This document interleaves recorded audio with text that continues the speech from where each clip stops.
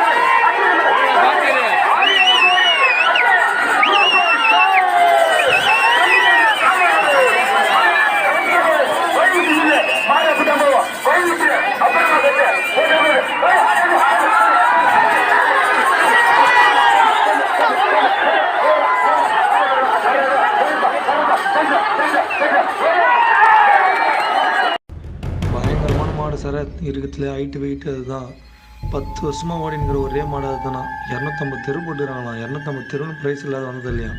2 வருஷம் தொடர்ந்து எல்லா தெருவிலையும் ஃபஸ்ட் ப்ரைஸாக வச்சுக்குது. செம்ம ஹிஸ்ட்ரி அந்த மாடுது. அதனால தான் அது இன்னும் கூட ஓடினுக்குது.